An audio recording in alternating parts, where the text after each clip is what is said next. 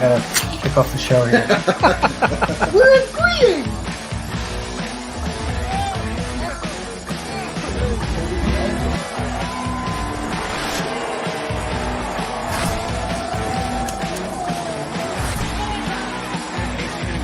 So cleaned up.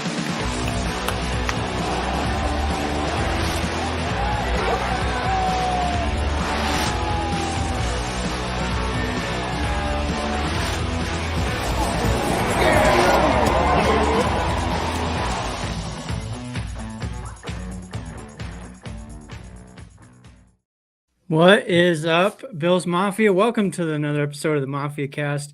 I'm your host, Papa Ron. Guess what, folks? We are on the Buffalo Rumblings Vidcast Network. Casey, Mike, what's going on? How are you guys doing? What's going on, man? Glad to be here. This is awesome. I forgot how cool that intro was going to be. Yeah, that's the first time for the intro. So that was cool. Yeah. What are you guys up to today? We did that show earlier today, Casey, with the free agency, kind of a wrap up of what's going on with that. What do you think of that? That was a lot of fun, being able to talk to Newt and Sarah and Jay Spence. Those guys were, a whole different thinking aspect than what I was coming in with, especially with the Derrick Henry. Spence was kind of convincing me. He's getting me on the way to wanting a running back, but I'm not too sure yet. I might need some more convincing. I'm with you there. And we'll talk about that a little bit later on in the show as far as who or what's next for the Buffalo Bills as far as the free agency goes.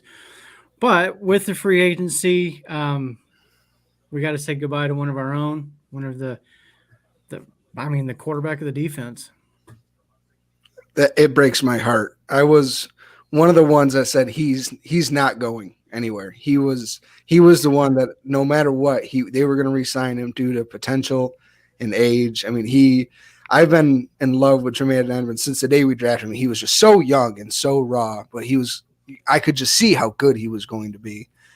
And just to see him walk out the door and not get anything in return for him, that's the part that really stings. If Bean said in a presser today, extending guys like Tremaine and Poyer, doing it a year early, it's hard to do because you don't know exactly where the cap is going to be the following year. You want to get out ahead of guys and their price range just shooting up just due to the market of other players at their position getting signed. But the Bills took a gamble and they just couldn't afford it. Kudos on him. $50 million guaranteed is a lot of money for a 25-year-old. 18 a year for 4 years. Yeah. Can't blame him for that one bit. No, he'll definitely be missed. It'll be interesting to see what they do to replace that position. I know there was some talk early on about moving Milano to the middle linebacker spot. Brandon Bean pretty much squashed that today, saying they have no intentions of doing so. So we'll sit and watch and wonder and see who they pull in. Maybe that's going to be a draft, a rookie. I hope we get a vet. I'm a little concerned about plugging a rookie in the middle of the defense, but and there's no Tremaine Edmonds in this draft either. This isn't really a good linebacker draft season. So who do you guys want to see brought in for that, Casey? I think you guys know where I stand at this point. I want to see Balin Spector get that chance. Everybody says, oh, it was preseason, but you don't lead the preseason in tackles by luck, purely by luck. There's some skill to that. And he didn't just play all the backups. He played some legit offenses. So I'd like to see him get the shot. I understand Terrell Bernard, 3rd-round pick last year. I'm willing to let them just battle it out, see who just plays better and give it to them. And I'd still be fine with especially adding a vet who can kind of teach them and guide them a little bit, or adding somebody in the draft. I'd rather add the vet or nobody. I like the idea of someone that's already there. There's got to be a plan. It can't just be all is lost. They know what they're doing. So I wouldn't be surprised if that's the thing. What about you, Pepperon? Like I said, I don't want a rookie running the defense. Like you were saying before you came on the show, Milano can still wear the green dot and still make the calls, and that's completely 100% true. But still, middle linebacker, plugging a rookie in there, I'm just not crazy about the idea. Bobby Wagner, I would not be opposed to that as an option. The thing with Spector, well, Dodson and Bernard for that matter, if they win the job, by all means, yeah, give it to them. And I think they will have that opportunity to win the job. But if they bring in somebody like a Wagner, I'm pretty sure he's going to be plugged right in as the starter. And maybe that would be a good thing for somebody like Spector and the other two to learn behind Bobby Wagner, because he played at the highest level and one of the best in the league. So He was couple like of a 7-time Pro Bowler and All Pro, like in a row, something wild like that. It was he and Aaron Donald. It seemed every year we're going back to back to back. yeah. Here's one for Dodson. Is it Dodson? That's Dobson, isn't it? Dodson. Okay, so Scott got it right. Good job. I actually have a postcard with his autograph sitting right over there, but I mean I can't read it. It's just like, But you know it's his. I know it's his. And I actually, here's the story behind that. I know we're kind of going off track, but whatever. So we went to Buffalo last January, like a year plus ago. There's a diner that was about a block from our Airbnb. That was not a plug for them, but Swan Street Diner, I think it's called. And we went in there and we visited with the waitress. We got breakfast, blah, blah, blah, whatever. A couple days later, we went back and the same waitress was there and she comes running over to us. She's like, "Oh, I'm so glad you guys came in again." And she whips out this card and she was like, "Terrell was in here a couple days ago. Here you go." And I'm like, no way. That was pretty cool. So he came in for breakfast the day after we were there. And she got him to autograph that for us and gave it to us when we visited again. So that was pretty cool. That city of good neighbors, man. We talked about it earlier. It just keeps on going. It was an amazing experience, and I could spend a whole show talking about that trip. But back to as far as the middle linebacker thing goes, for that reason, I do kind of have a special place in my heart for him. So if he won the job, I'd be all for it. And I know there's been he's tweeted out every now and then because I guess he kind of, I don't know, I don't put words in his mouth, but some of his tweets were like, "Hey, don't forget about me," kind of thought. Not here recently, but just as I've seen over the past few months, some comments about he doesn't get the starter reps in practice. There's some other things he said that I'm not going to repeat, but so I think they could very well roll with any of these guys and not bring in somebody and, may the best man win. I think Dodson is probably would be the front runner because he knows the defense better than the rest of them. He's been here for 4 or 5 years now. Something like that. Yeah. Yeah. Ray Collins here. Not all plans are good plans. So we'll have to, that's true. We'll have to, yeah. So we'll see who they bring in there. I do personally, like I said, I hope they bring somebody in there, whether it's Bobby Wagner or somebody else. I just judging by Bean's press conference today, I think they're gonna be looking in-house. I got to be honest. Like with the 3 names you mentioned, I think they're gonna just be like, all right, let's see what we got here. And if it doesn't go well, then next year we can attack it in the draft or attack it in free agency. We want to talk about somebody who is back. Is that the little lead in there for the biggest news? This is awesome. And you guys made this comment the other day. So I think it was Monday, of course, the Tremaine Edmonds news came out. We hadn't heard anything about Poyer. Then the next day, I made the comment that, you know what, we haven't heard anything. And I feel like the longer this goes without hearing anything about Poyer, the more likely it is that he comes back. And I actually tweeted out something about bringing him back, and I did the whole hashtag and everything. And it got retweeted and stuff. So I take the credit for bringing him back. You did it, Ron. I told you, I sent you the credit. I said it was your tweet that brought him back. Even though he had you blocked, he was like, "Damn it, this is it." But not anymore. Too fun. No, not anymore. That's awesome. Your boy Spence hooked you up there. Yeah, we've mended fences there. That's funny. Mike, I'll start with you. What does this mean for the defense in the Buffalo Bills, though, bringing him back? I mean, it's huge. We're not like looking for a safety. That's a draft pick or cash we could use somewhere else. So that's totally huge. And I mean, come on, him and Hyde, Yeah. We all thought It's really I'm exciting. super That excited is for that. that is the most exciting news yet. we thought Yeah. I mean, we had all seen that what it was at week 3 when Micah Hyde got hurt or something like that. We thought, all right, that was it. That was the last game that we were ever going to see them play. Doing my And like 111th. I love it. you were, but I couldn't. I'm still. It's more so like disbelief that he admitted today. He's like, yeah, I went out and tested the market. But like I told you guys before the show, I think that he tested the market and he was like, all right, nobody's offering me dumb money and to leave Buffalo. He's like, so I'm going to stay where I know and I love and I think we're about to win a championship and I'm fine with taking the pay cut and just for the quality of life and quality of team. So take that, Dolphins. Take that. Oh man, I saw yesterday before they announced, of course, the news that he was coming back. There were some people that were tagging Poyer's wife and saying things like, "I'm going to get a Rachel Bush Dolphins jersey," and all these other comments. And then it came out, and I really wanted to go back to those tweets and respond, but I left it alone. So with the Poyer situation, this is the thing for me, and Sarah brings this up too here in the comments. We're still going to need a safety. Sure. I do think is it going to be, what's the popular one? Brown from Illinois, Sidney Brown. Oh, yes. I know his name has come up a lot, maybe in the second round. I think that probably gets pushed back. So I don't think that they would go that route now, but I do think they'll still get a safety later on in the draft. Somebody that can learn behind Poyer and Hyde. The other thing that got me kind of thinking today, listening to his presser too, because he made the comment about staying in Buffalo and how they want, he wants to end his career here in Buffalo.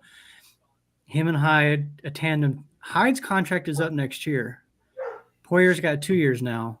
So where's the extension from Hyde? Let's get that done so that we can, not have to think about that. But you look at the corners, we got White, Benford, Elam, your favorite guy, Dane Jackson.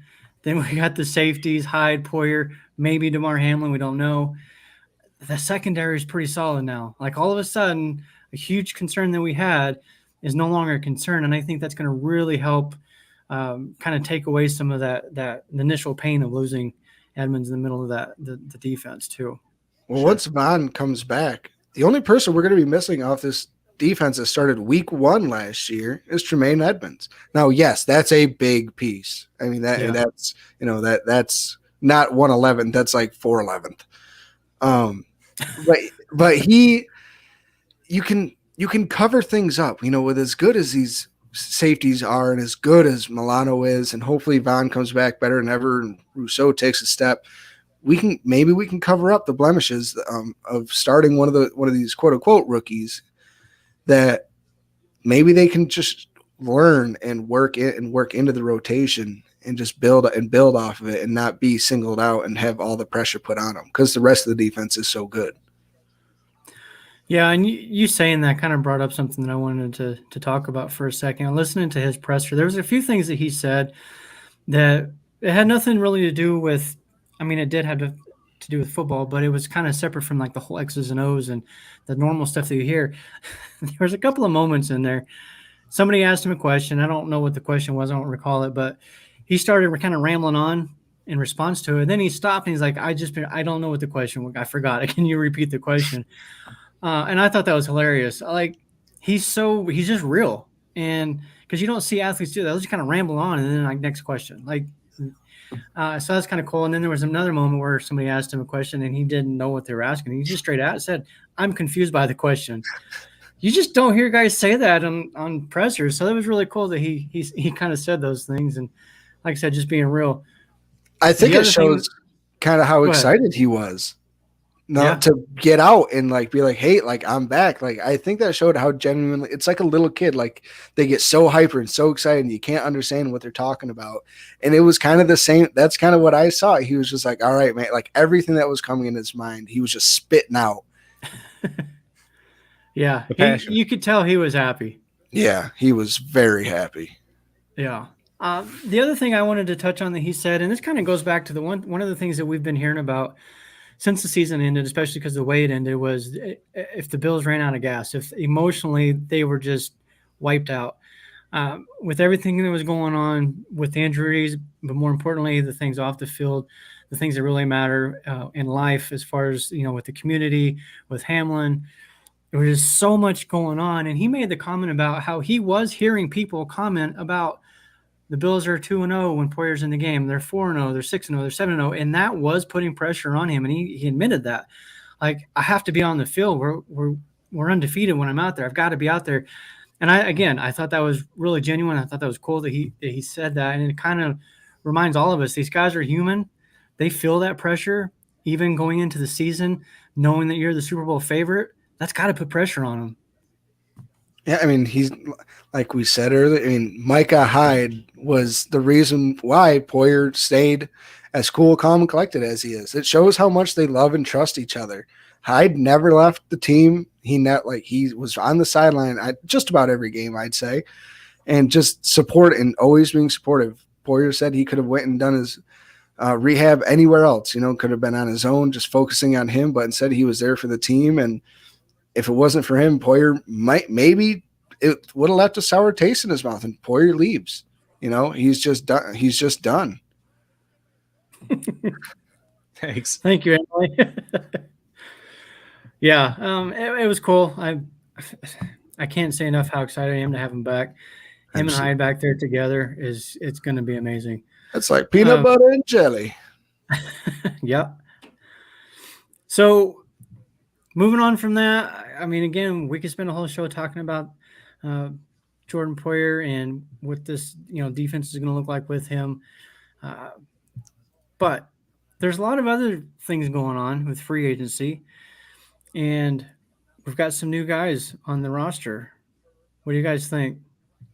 Mike, I'll let you take this one. I hope I don't have to buy a new Josh Allen jersey with like J. Allen on it. You know what I mean? I don't know. That'd be kind of cool. Maybe one of those jerseys ends up being super special because it does or doesn't have the J on it. But that's not the biggest thing. You could just take the one you have and then have a J stitched on it. It's fine. Or just Sharpie it on there. Yeah. That's funny. So Josh is Kyle Allen, right?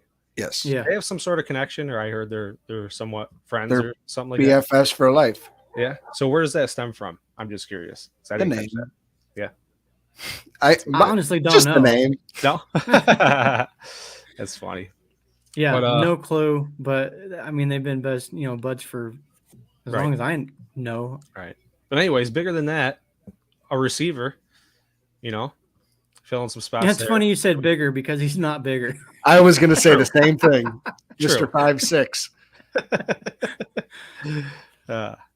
What do you think about him coming to the team? I mean, I didn't really know much about him. He was injured a lot last year, right? From what I'm understanding, and but I watched a little bit of highlights and stuff, and I think he's really got something we can work with.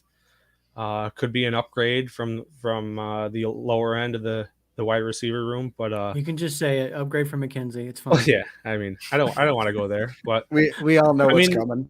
Plug him in and see what he does, and I think competition is always healthy amongst the guys, and man, speed, returns, yards after the catch, seeing a lot of different stuff, making some one-handed grabs and things like that, and taking hits, and he keeps going. So I don't know, it'd be very interesting. It'll give sort of a different look, and we definitely need that. Need something to spice it up a little. Yeah, and there's your answer. Sarah knows everything about this team. Like, it's true, she does. She's the Buffalo Rumblings capologist and the rosterologist. Is that a word? I just made it a word. If it's not, well, and she's the queen of Buffalo Rumblings, apparently. Yes, the queen of Buffalo Rumblings. But yeah, so draft the same class, prepared for the draft together, roommates as well. I see. There's the biggest thing that for me, and I talked about this earlier too, is what this means more for Hines than anything, because Hardy, formerly known as Deontay Harris, that was what threw me off initially. When I first saw that we signed him, I was like, who? And then I looked it up. I was like, oh, Deontay Harris. I actually know that name. Okay. Mm-hmm. But he's a former All-Pro returner. So it means he's going to have to step into that role, right? So what does that do for Hines? And like you stole my thunder earlier today, so I'm going to take it now before you can steal it. Please I've do. made this comparison. I've made this comparison a few times to Jerick McKinnon. When the Chiefs first picked him up in 21, he had less than 20 touches for that season. Had the full offseason with the Chiefs and with Andy Reid and learning that offense, and they incorporated him into the offense. And all he did is go out and set a record last year for receiving touchdowns by a running back. So that's kind of the same trajectory that I'm seeing here with Hines, slowly implemented into the offense this past season. I don't even think he had 20 touches, maybe not even 10. Like, I don't know the exact numbers, but it was low. I really do expect them to really incorporate him this coming season, and he's going to play a big role in the offense. This makes me think we're not in a hurry for a running back or in any dire need. I agree, and we're going to touch on that. Right. Oh, we are going to touch on that. Sorry, Spence. We're going to touch on that later. Said I can be convinced. I'm not convinced. The other one, and this one is a personal favorite of mine because I've been like on the rooftops and the mountaintops and whatever other tops you can think of about improving this offensive line, and enter Connor McGovern. I know his run blocking PFF grade isn't that great. It's similar to Spencer Brown's, but I mean, his pass block, first of all, 13th. PFF had him rated as the 13th guy, and I also read, I think it was 2 penalties in his career. Ooh, that's pretty. That's pretty. Crazy. Yeah, when our guys have 2 penalties in a drive. I mean, that's true. But like the run blocking thing, I know some people are concerned about that, but if you think about this, like our offensive line, it's kind of been an issue anyways, is the run blocking, yet our backs still averaged over 4 yards, and with Cook over 5. So I don't know necessarily that the run blocking needs to be that great, and we don't run that much anyways. We're a run or pass first team. So I don't know that we need to concern ourselves too much with a PFF grade on him. The pass block is the thing. If they can protect Allen, and I've said this and I'll keep saying that, even with the weapons that we have, if this offensive line can give Allen time where he's not running for his life, guys will get open and Allen will find them, and then we will move the football. Like, you could see it last season as the season was wearing on. He just was losing faith and trust in his offensive line, and he was running from the pocket. I heard Greg Cosell from the NFL Matchup talking about this, and he's like, there are plays within games where he leaves the pocket too early. Like, he doesn't need to, and he does anyways. And I heard it again a couple of days ago on another show talking about how he lost that trust in his offensive line. If they can protect him, he will find the open guys, and this offense will be fine. I'm not saying don't add more weapons. I'm just saying we'd be fine if we didn't. Just fix the line. But you said that before and after. We have added weapons now. We've added both. Right. True. We've added line and a weapon. So that makes you feel. I mean, we started to do both. Let me change that. I don't know if I consider Hardy a weapon just yet. I mean, I'm gonna hold judgment on that until we see what he can do in this offense. Brandon Beane did say earlier today during their press conference that they have him slated as the 4 guy. So you got Diggs, Davis, and I'm assuming probably Shakir would be number 3. Our favorite boy. Yeah. So, Can't what wait. do you guys think about the McGovern signing?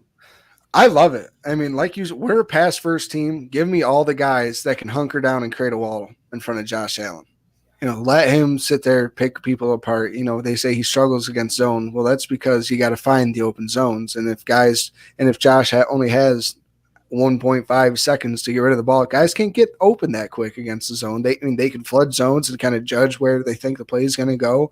And next thing you know, that's when Josh has to break down real quick. And that's when the deep shots over top Jalen Ramsey, I should say, start to happen.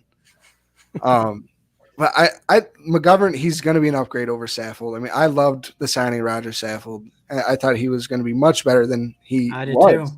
I think a lot of people thought he was going to be the Pro Bowler that he was the year prior, and he just wasn't. So hopefully McGovern turns it around and is a spark on the line.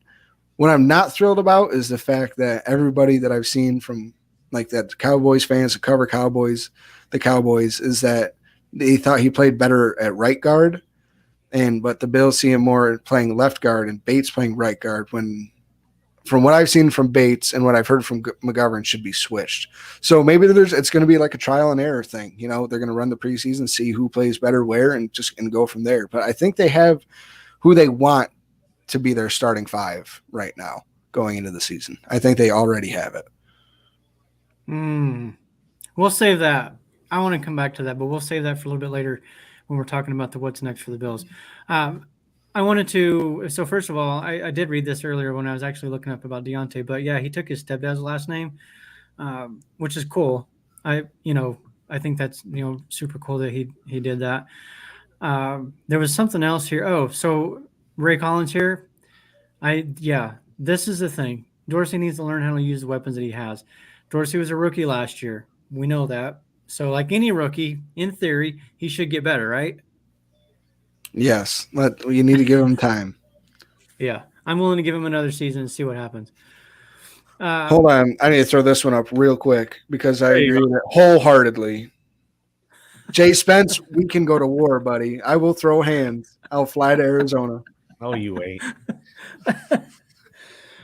Okay, let's go ahead and touch on this because, first of all, I'm in the camp that we don't need a running back. Okay, however, in defense of this Ezekiel Elliott conversation, I did actually write about this yesterday, and I call a bit of heat for it because a lot of people don't like Elliott. I think it's more of a personal thing than not, but I get it. He's not the same back that he was. Totally understand that, and I agree.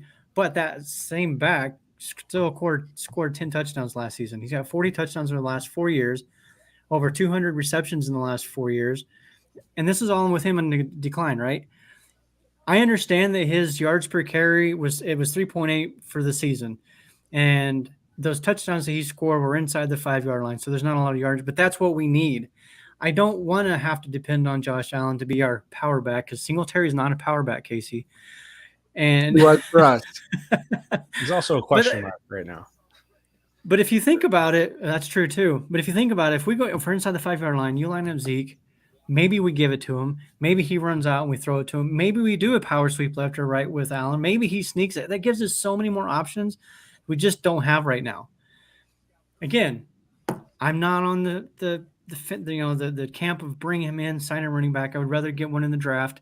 You and I have talked about Ibrahim from Minnesota. I would love for the team to draft him. But if they brought Zeke on, if he could accept a reduced role as nothing more than a short yardage guy and take a significant pay cut from what he's probably used to, I would be for it. I'd just rather have somebody that we know is going to be here for 4 years. I don't want to do the 1 year rentals and that I understand we're getting to a championship. I mean we're adding every piece we think we need that will put us right there. But I think there's just smarter ways to do it than a declining player. I'd rather have somebody younger who can be on the rise. But can we all agree that that's something that's maybe on the back burner right now, not the top priority? Oh, absolutely. Right. Yeah, so I sure. expect to see other moves before that happens, if it does. Yeah, if it does. That's exactly. I don't think it will, honestly. But again, who knows? So as far as all of the Bills free agents they've signed, I think I heard earlier today, but there's only one left that they haven't re-signed, maybe a couple. I believe Jordan Phillips hasn't been re-signed yet. Nope. That's the one I'm waiting for. I really, really hope that they bring him back. And then, we've got to sit and wait and see what happens with Oliver. Do you guys think normally it seems like with the press conferences today, a lot of the things that we were questioning, like will Milano move to middle linebacker, being answered that. There was conversations about Benford moving over to safety. McDermott even said, I think it was McDermott, said at this moment we don't have those plans. So it seems like anytime something comes up, they kind of answer that. We haven't heard anything about Oliver. I know there was kind of a cryptic tweet about Oliver about show me the money or whatever. Yeah, something to that effect. Who knows what that exactly means? But what do you think about this whole situation with Oliver? Should we keep him, let him write out the contract, and then maybe they give him the exclusive tag? They didn't do that with Edmonds, so I doubt they would do that with Oliver. But I think I think you got to figure out that they got to figure it out pretty quick. I think before preseason starts, whether they're going This is the to other one. whether they're going to extend him next year or not without even seeing him play yet. I mean, I think he's had 1.5 sacks, in his career, maybe 3 total, but he hasn't produced up to the number 9 pick that he was picked at. And usually, these 5th-year options, they're no-brainers, but he was one that everybody was like, oh, and I was excited for them to pick it up. And a year later, I'm sitting here changing my mind. I mean, he had a little bit of trouble staying healthy this year. I mean, he started to explode that first game against the Rams, got hurt, came back, and then the playoffs, Mike, you saw it. There was nobody out. Daquan Jones was out. Von Miller was out. They keyed in on Ed Oliver, and they just double-teamed him every time, and that left Rousseau and Jordan Phillips, who had one arm, and A.J. Epinesa and Boogie Basham to attack the quarterback. He couldn't change the game himself, and that's what you're looking to get out of a top 10 pick. So in my opinion, I'm fine with trading him to get something for him, unlike we did with Tremaine Edmonds, or you got to extend him now. It's one or the other, in my opinion. Yeah. And if they were to, honestly, I don't think Oliver would take an extension right now. I don't think he'd agree to it, because I think he would want to wait on the next season and kind of bank on himself type of thing. That face, you just saw the comment about the 14.5 sacks, didn't you? Yeah. Yeah. I don't know the exact number, but I kind of thought it was more than 3. But am I wildly wrong? Oh my God, that's his career. What would you say? Wow, 3. That was still. But the other name that Jason brought up here, Shaq Lawson, we're waiting on that one as well. I've seen some cryptic tweets from him about that, how he's pretty much said that the Bills have kind of been like, all right, you are one of the last thoughts for us right now. I think he was looking to kind of get a little bit of a payday, not just the vet minimum. And they were like, this is what we're willing to offer. And it clearly wasn't good enough. So he's shopping himself around. But don't forget, like, he was out of the NFL. He was shopped around the NFL and cut. And he was on the streets before Buffalo called him back up again last year. And yeah, he played well. I told you guys earlier, I thought he played really, really well last year. I thought he was our 3rd best defensive end. But is he going to be better than a 3rd, 4th year Boogie AJ? I don't know, but you know what you're going to get in him. And is it worth $4 million? No, probably not. Yeah. Well, and there's a lot of defensive ends, edge rushers and things like that in the free agency still. One of the names we talked about earlier today was Jadeveon Clowney, which we'll kind of get into some of those names here later. I want to kind of jump back over to Oliver really quick, though. And my thought with him is, yeah, I agree. Trade him, get what you can for him. I'm not in the mindset of trade him for another player. I want to try to get draft assets for him. Let's see I don't know. Who knows? Maybe we can move up in the draft and in that first round and get somebody like a Smith and Jigba, Jackson Smith and Jigba, I believe. That would make my little heart so happy. I think a lot of people be on board with that idea. Give me him or Jordan Addison, and I will explode with joy. Yeah, and then and there's your weapon that everybody wants in the receiving core, and then maybe we can go after one of the offensive linemen in the second round, second and third round. I've said I want 2 out of 3. Give me 2 of the first 3 rounds offensive linemen. Let's build this offensive line, at least a top 10 unit. I still like linemen linemen be first. The best in the league. I don't think we're going to linemen first, move up in the second. I don't think you're going to get 2. I don't think you're going to get 2 in the first 3. Nah. Maybe not. I bet you get 1 in the first 3, though. I feel like that's almost a guarantee. And I'm okay if they don't go offensive line in the first round, depending on who's there. If we get to pick 27 and Osiris Torrance is there, or the kid from Alabama, DeJuan? The tackle. No, not the defensive tackle, Anton, the offensive tackle. Or Harrison. Yeah, you're right, Harrison. If one of those 2 guys are on the board and we don't take them, we should. Yeah. Yeah. Now, I can understand it if like Smith and Jigba is there and you got to pick between those 3. Okay, I can understand that because he is the one receiver in this group that I think people are saying that he could be I don't want to say he's the next Justin Jefferson like that because that's too much. But Tall order. Well, last year when Yeah. the two Ohio State boys were coming out, they were saying if Smith and Jigba could have came out last year, he would have been picked over those two guys. So, I mean, we saw how well they played last year. They were fighting to be considered the best rookie wide receivers in the class, and he's apparently better than them. I mean, that really says something. yeah. So yeah, I would be okay with that one if we go that route. But man, I want to fix this offensive line. And I was thinking this earlier today because we talked about it a little bit on the Buffalo Rumbling show earlier. So as I'm toiling away in the laundry room painting, getting paint all over me probably, but I was thinking about this. Took your Bills jersey off, right? Yeah, well, I did. I had to do that, right? Never mind. I was going to go with the joke with there, but that's not appropriate. Anyways, I look at the history of this game. It has changed in so many different ways over the years. I mean, there was a moment, back in the Franco Harris days, Larry Zonka just pound. And then you get into the 80s and 90s where you had the Bengals and the Bills kind of starting to go with that no-huddle attack. Now it's just all kinds of – but what's the one thing that hasn't changed? Offensive line. There are teams throughout history that have great offensive lines. They win Super Bowls because of that. The Cowboys, the Great Wall of Dallas, as it's referred to in the 90s, even the Bills offense in the 80s and 90s, or offensive line, the Electric Company, the Bills offensive line in the 70s, throughout history, that's the one thing that hasn't changed. You've got to have a line.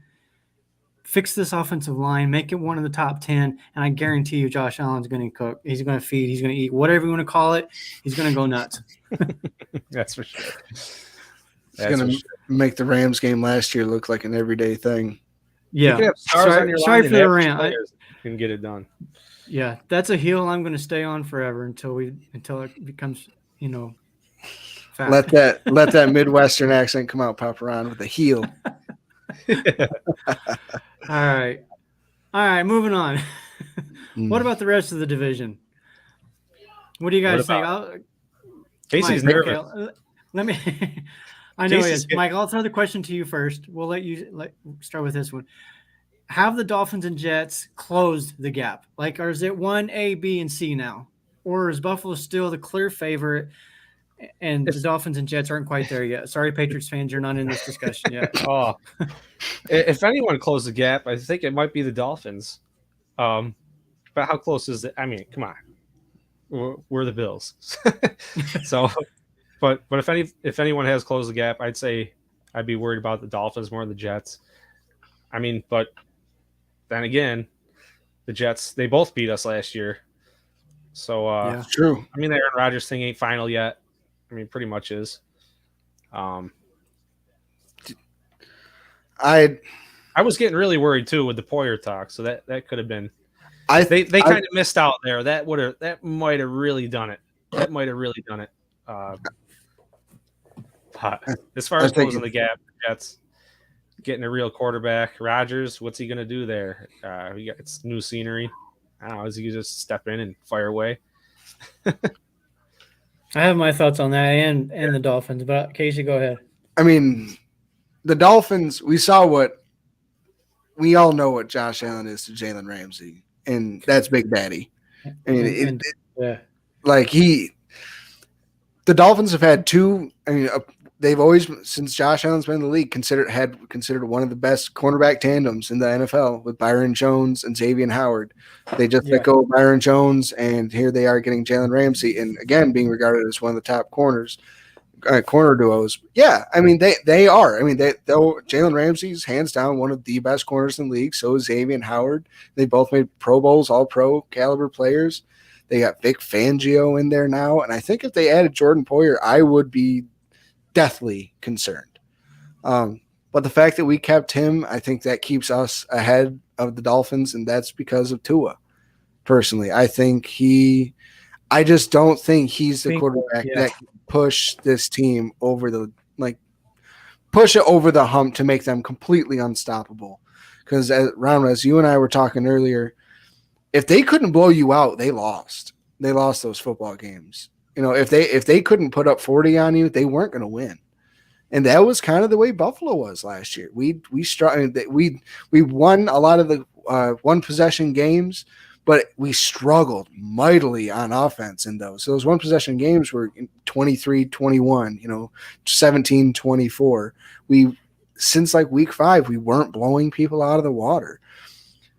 But now with Aaron Rodgers coming to the Jets, I mean, we saw what that defense could do to Josh Allen, or tried to do. The first week they shut us down. Sauce Gardner's real. DJ Reed is real. But I just Rodgers trying to recruit, basically the Banana Boat boys to come to New York with him. I mean, he complained about, Green Bay doesn't get me weapons, but he wants all the same people to come play with him in New York. While Garrett Wilson and I'm drawing a blank on the other guy's name. Elijah Moore, like all those, they're all better than I think Alan Lazard and Randall Cobb, whoever he thinks he wants to bring in, and he wanted to bring in OBJ, who doesn't. But I still think that the Bills are 1, and then it's AB with the Dolphins and the Jets, who would be 2. I don't know who's better at this point. You see the Dolphins going to the playoffs before the Jets do. I don't know. I think, at this point, we kind of look like what the AFC West looked like last year. Loading up on powerhouse, and I was one of the people that said 4 teams going to the playoffs from the AFC West. It just, a lot of people said that it was loaded, and yeah. I'm expecting people to start saying the same things about the AFC East, only with the Patriots being left out. God. But I just the Jets got the Jets. They did sign Juju Smith-Schuster. That puts them okay. That keeps them in the 4th. Yeah. Big whoop. Okay, I'm going to put the Jets ahead of the Dolphins because of Tua, and it's Tua versus Aaron Rodgers. For me, I do have some concerns, I guess, if you will, with Rodgers. Like, is he fully committed to this whole thing? Like even last year, he didn't spend any offseason time with the receivers. All of them knew, and he was like, whatever, we'll figure it out as we go, I guess. And if he does kind of the more of the same this offseason, I'm going to be like, okay, whatever. He's not all in. His mind's not really all in. He's more concerned about going on his darkness retreat or whatever the heck you want to call it. At that point, I think you just stay with the Packers. Take his time off, do his thing, and then just stay. Okay, I'm just going to throw this. This is not a Packers or Aaron Rodgers bash session, but I'm going to for a minute. There was a time with Aaron Rodgers where he still is. He's considered one of the best in the game, maybe one of the best ever. But for me, his legacy has taken a huge just nosedive in the last 2 or 3 seasons. Like 20 years from now, when somebody says, "Oh, you got to watch Aaron Rodgers play," yeah, I got to watch him make a fool of himself on the Pat McAfee show, and that's what I'm going to remember. I'm not going to remember the crazy Hail Marys that he's thrown, or all the wins or any of that. Yeah, but that's the highlights because he doesn't have a lot of those. Jason, this is true. This is true. You better be getting visited by Nick Saban like now then. And kudos to you. Congratulations. You got an NFL player in your household. Be prepared to retire early. Don't forget us when you make the Yeah. And I also think the Jets have a better defense too than the Dolphins. I know the Dolphins have added some pieces, but until they actually get on the field and play together and show what they're going to be capable of, we know what the Jets defense is capable of. Right. We know how good they are. So I wouldn't even be shocked if the Dolphins don't make the playoffs still. And that's not necessarily a knock on the Dolphins, but look at the conference as a whole. It's insane. Yeah. I mean, now the Jets defense hasn't changed much, right? No. But what concerns me about the Dolphins defense is Vic Fangio. I mean, I would have loved to get Vic Fangio in the second that Leslie Frazier stepped down. But the Dolphins already nabbed him. He's deemed as one of the best defensive minds in football right now. I mean, I couldn't imagine somebody being able to scheme up our defense the way he'd be able to. But he's got weapons. Bradley Chubb. I mean, their defensive line is good. Didn't someone say Nathaniel Hackett was one of the best offensive minds in football? And I mean, what did he do with the Yeah. Denver Well, Broncos? he also had Russell Wilson at quarterback. But the Dolphins got Bradley Chubb and Christian Wilkins and then the corners and Javon Holland. They're getting better, but there's definitely some dudes there.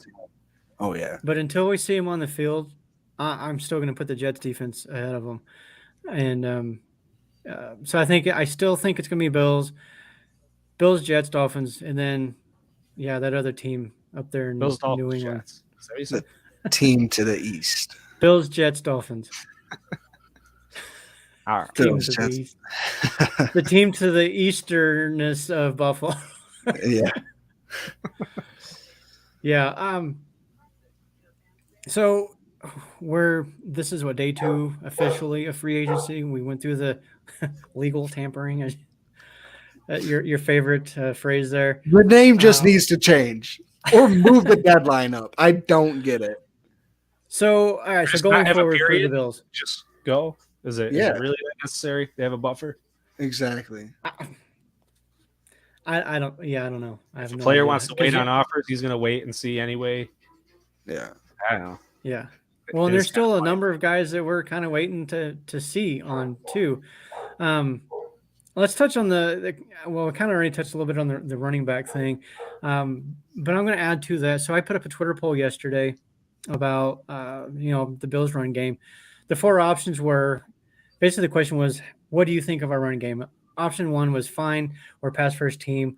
Then you underutilized. Is it a running back talent issue or an offensive line issue? And I asked the question because there's so many people out there clamoring for Dalvin Cook, for Derrick Henry, for Ezekiel Elliott, for Bijan Robinson. I mean, you name the running back, Buffalo Bills fans seem to want them. Like, it was Saquon Barkley for a little while until he got franchise tag, right? So I posed a question. Skeets had me on that one.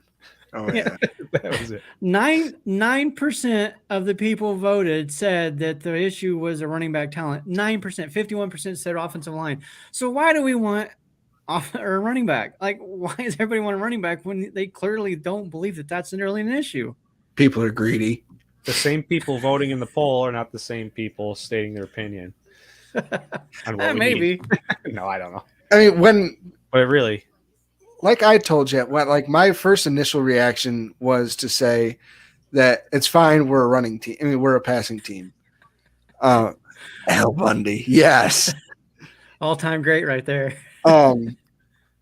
But I think it was just underutilized. I think we could have ran better, not necessarily more, but I think this could have been schemed up better.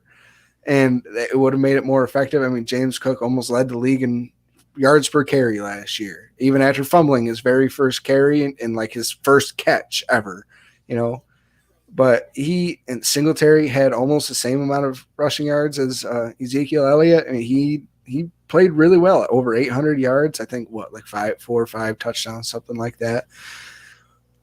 The talent's not it. I mean, it's. I just think they need to trust it, come up with a little bit better scheme or a new scheme, or get the right players in to fit the running scheme that we're trying to run and go from there. I mean, get the play action going. Yeah. Casey, what do you think? Or Mike? I mean, I think that is our scheme, basically. I mean, we're working with these faster guys. Like I voted on the thing, and I agree with Ron. I think it's more the O-line help to get it going. And you got Jason here. He's saying, never gave Hines a chance to run the ball. You got to give him, like you said, we're going to give these guys more snaps. Switch it up, move them around, and goes back to what Ronnie said about Jerick McKinnon. It's the same exact thing. Yeah. I don't. This is a pass first team. We all know that. I mean, it's funny to me that people are like begging for more of a running game, yet the Super Bowl champs run it just about as much as we do, maybe even less. So I used to think, I used to have kind of that old school mentality, old school thought that you got to run the ball, you got to control the game. things have changed. Like defense, the whole cliche defense wins championships. I don't think that applies anymore. In the last few years have really kind of changed my opinion on that, because I mean, the Eagles went into that game 70 sacks on the season, 2 away from the all-time record, and they didn't touch Mahomes. Like, again, going back to my we need to improve our offensive line theory, they didn't touch him. I don't think they had a single sack in that game. And I know that some of that can be attributed to, again, the Eagles' schedule. They didn't really play anybody too much, so a lot of people believe that their numbers were kind of inflated because of that. And so I just don't know that we need to add any more running backs. We don't need to run it necessarily more. Cook averaged over 5 yards, Singletary over 4 yards, close to 5, I believe. We just don't – that's not who we are. Just fix the offensive line so that the running game is more efficient. I wouldn't mind seeing a little more creativity in the run game, to your point. Yes. But I just don't believe it's really an issue. Now, we all agree we do want Ibrahim. Yes, absolutely. All said and done, I still want Ibrahim. Yeah.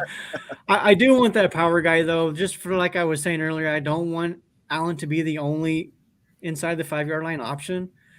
And I'm sorry if I know you believe that Singletary is a power back and he may not even return. We need that guy that can get 2-3 yards in a cloud of dust. He doesn't need to average 4 yards a carry. If he can just get into the end zone, that's what I'm looking for. Somebody with some size that can move the pile a little bit. You can't do what we did in high school and put our tackle in on goal line. Oh, we can. We did it with Kyle Williams. We did. We did. Well, if we really need that, to. It's interesting you bring that up, because with Connor McGovern, Kellen Moore used him as a fullback. He used him in different ways. So if we wanted to line up a 300-plus pound guy as a fullback, he's done it before. So that might be kind of cool. Give me a thick 6 all day. Yeah, there you go. There you go. Well, so what else? I'm sorry, but so what about Reggie Gilliam? That's kind of my one outlier that I've been kind of keeping in the back of my head this whole time when everybody's complaining, oh, we need a power back. He is a running back. We have a fullback. Yeah. We have Reggie Gilliam. I mean, is he the world's biggest guy? No, but I mean, he's also never been given the opportunity. Here, Gil, go run it 3 yards. See if you can get in the end zone for us. He scored in the first, I think it was the first or second game of the season on the screenplay from out of the backfield. Nobody saw that coming because he never gets the ball. I would love to see him be able to get the opportunity to run it, 4 or 5 times a game. See what he can do. Jason likes Reggie. Completely agree. Totally. And we've talked about that throughout the season. It was like early in the year, they were kind of utilizing him a little bit, and then it just stopped. Fell off completely. Away. Yeah. But it was kind of like when he fell off, Knox came on, though. Yeah. I mean, put them both on the field together. I mean, that's the one area of Dorsey's game, and this was brought up in an earlier comment. He needs to learn how to use his weapons and use all of them.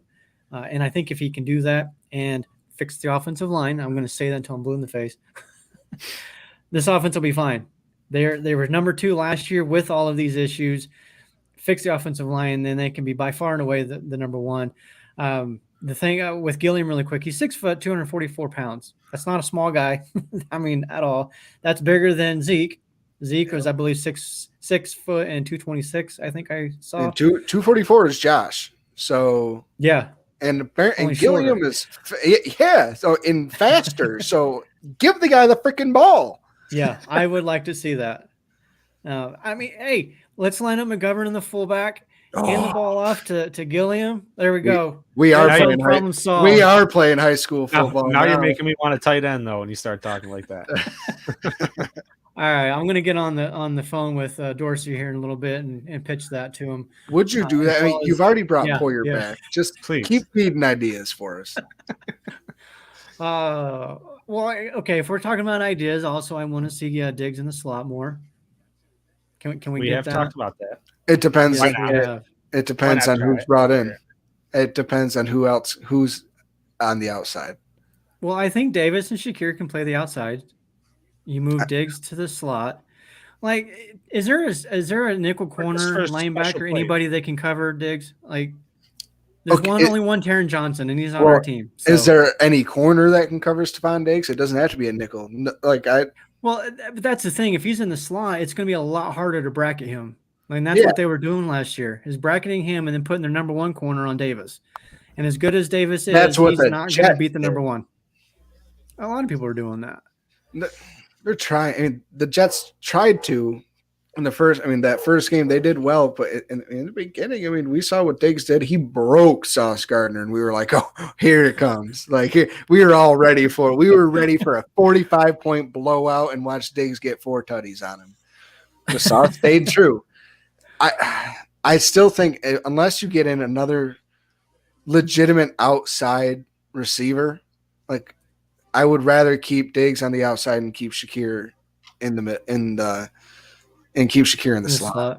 Yeah, Big target. I just think that Diggs is can be too much of a threat. One being put on an island against any receiver out there than being caught in the middle of it, being in the slot. Which I mean he'd be great at as well, but I think he can be used better outside. I think he could set the receiving receptions record in a season if he played in the slot like full time. Like, I bet. Guaranteed. Yeah, I mean, he would be getting 10 catches plus a game. It'd be like, Cooper Kupp 2 years ago, all over again. Yeah. Okay. Cooper Kupp. I have to bring this up because this was talked about the other day on one of Spence's shows. Was it? Anyways, it's one of the Buffalo Rumbling shows. But Cooper Kupp. The Rams are selling off their team right now. They are clearly in a rebuild mode. Can we make a phone call? Like, what do you guys think about getting somebody like a Cooper Kupp over here? Has the call been made? Do we know? Who knows? We should talk to Sarah because I don't know what his cap situation would be. We're always exploring all options, right? But I mean, I saw something on Twitter. It was Oliver and Davis for Kupp, straight up, and I was like, oh, the Rams would never. No, that's. But give him a Rams first. Missing some draft picks. Give him the first. Give him Ed, and give him a third next year. You know, I still doubt they'd take it, but the call has to be worth being made. You know. Well, I'll say this. So here's one. Here's the offer: Oliver McKenzie and a pick for Kupp. I think that pick. Yeah. I don't even think the pick would necessarily have to be a first because he is, I think, 29 or 30 years old. Like he's getting closer to that, that age where people start to look at receivers in a different way as far as contracts go. So I don't know that it necessarily costs quite as much in a trade to bring somebody like him over. But I mean, we just keep hearing about let's trade for Diop, let's trade for Jerry Judy, let's trade for Cortland Sutton. But why do that? I mean, if all these guys are. The Titans traded A.J. Brown, arguably one of the better, top 5, maybe top 10 receiver in this game. He got traded. Like, teams aren't afraid to make moves like that anymore. Like 10 years ago, that didn't happen. Yeah, absolutely. But things are different now. So, teams are more willing here to. It is. Woo, told you, not a chance. Woo, dang, that's hot. Well, I thought he did kind of sign a new contract in the last couple of years. Oh, man. I mean, the Rams would be willing to take some of that, though. Bean, start restructuring. Yeah. I will start feeding some of my own paychecks, and I will do what I can. My 1/11th. I will pay for Cooper Kupp myself. Wait, you got $20 million in your pocket? Because if you do, you're on the wrong show, my friend. Yeah. If you see me outside on the corner with my thumb up, just keep driving for me. Do you think we have made most of our moves in free agency? You probably won't see much more than that. Or you think we got one or two more moves in us? I think if there's any more moves, it's one more splash. Yeah. And other than that, I think it's going to be smaller role players. I mean, just trying to fill a hole and then being able to either upgrade that position using the draft or just going straight up BPA like Bean likes to do. Right. So I texted you guys, I think it was yesterday, and I don't know. I have this feeling Bean's going to pull off another wide receiver trade. I don't know why. I have no justification for it whatsoever other than he's done it twice already, and it's been a couple years since the last one. Been 3 years now since the last one. So I wouldn't be shocked. I'm gonna cry if it's DeAndre Hopkins, and Spence is gonna kill me for saying it, but I'm gonna cry. I just don't. Personally, he's a shell of the receiver he used to be. Well, some of the most reliable hands of the game, yes, but I said it before. He doesn't have a route tree. He has a route bush because he can only run about 10 yards. He just does not have the speed anymore. He's still a good receiver, though. Yeah, I mean, that's who I would want in the slot. If we got him, put him in the slot, keep Diggs on the outside, and let him work in the middle and just bust everybody. I think he could do really well there, but he's never played just about anywhere, especially in Arizona. I know he's never played anywhere else except for the left side, like the X receiver. So would he be willing to move positions like that, or is he just stuck in that one position? Who knows? I read an article, I didn't read it, but I saw the headline earlier that there's only one team that he's interested in, and that's Dallas. I don't know. Obviously, I have no idea if there's any truth to that, but I wouldn't be opposed to that one at all. I mean, if they can make it work somehow, I don't know the details as far as his contract. I've heard that his contract would be doable, but I don't know. And if we got something like that, I'm all for it. And then still draft a receiver or two in the draft this year. And I wouldn't mind if the Bills just draft a receiver every single year, at least one in every single draft, because that's the direction that this league is going. You've got to have at least 2 number ones these days. Pretty much. You can make an argument that that's not necessarily the case because you got the Chiefs who, in my opinion, don't have a number one, but they have a lot of 2s. And so if you can get that with an Allen or something like a Mahomes, they do have a number one, and it's Travis Kelce. It's Kelce, yeah. You know, he plays slot. He barely plays tight end. Yeah, that's definitely true. All right, I actually have dinner plans in 28 minutes, so. Oh, you're early. Yeah, we're over a little bit, but we're going to go ahead and wrap this up. We will be back again, of course, next Thursday. The Mafia-Cast, we are new to the Buffalo Rumblings Vidcast Network. Super excited about being here, being part of the family. Excited for, what this offseason is going to bring. Excited for the future of our show and the Buffalo Rumblings Network. A lot of really great stuff going on. So with that, we are going to get out of here, guys. Go Bills. Go Bills. Everybody, thank you. Go Bills.